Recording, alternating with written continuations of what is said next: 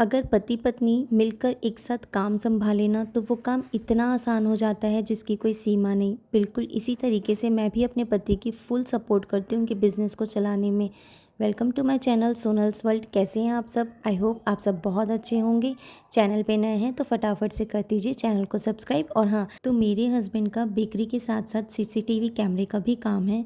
और अभी गर्मी इतनी ज़्यादा पड़ रही है ना कि सुबह और दोपहर के टाइम पे तो बिल्कुल घर से बाहर निकल के काम करने की स्थिति ही नहीं है। और इतनी गर्मी में ना आप बोलोगे अगर केक बना के रखे तो वो भी नहीं हो पाता है। हालांकि वो करके चाहते हैं बट कभी कभी ऐसा होता है कि कस्टमर को जो बना हुआ रहता है वो केक पसंद नहीं आता और उन्हें कुछ और ही चाहिए रहता है। तो बस आज शाम के वक्त पे यही हाल था। तो एक पैर मेरा घर पर था, एक पैर मेरा शॉप पर था।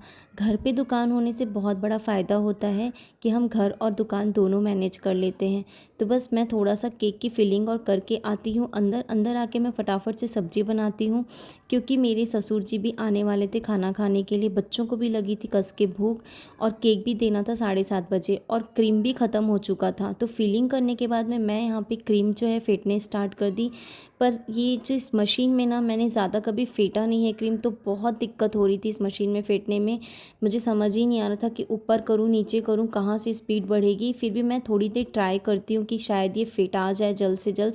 नहीं होता है तो फिर मैं अपना देसी जुगाड़ जो मेरा हैंड व्हिप्ड क्रीम है उससे मैं फटाफट से क्रीम फेंटती हूँ। जो मुझे एक केक बनाना है जिसको मुझे देना था 7:30 बजे, तो वो केक मैं जो है सोच रही थी उसे व्हिप्ड करके फटाफट से बना लेती हूँ। तो बस फटाफट से उसे व्हिप्ड किया और फिलिंग करके रख दी थी। तो थोड़ा सा हार्ड हो गया था केक, तो थोड़ी सी अच्छी सी फिनिशिंग से आइसिंग होने लगी। वरना इतनी गर्मी है कि आइसिंग भी पिघल रही है, बिल्कुल भी फिनिशिंग नहीं आ रही है।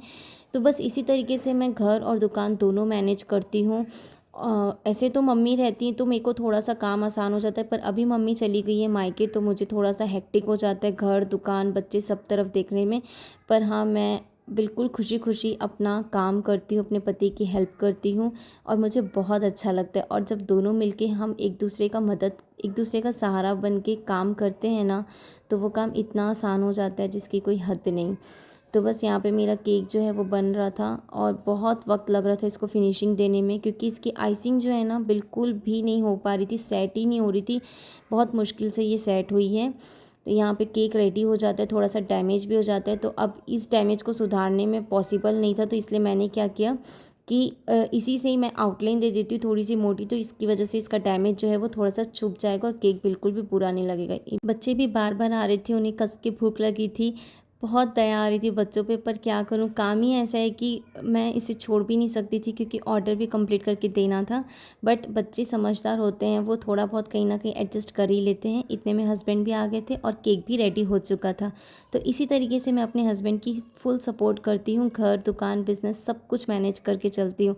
Thank you for watching. Bye bye, love you all.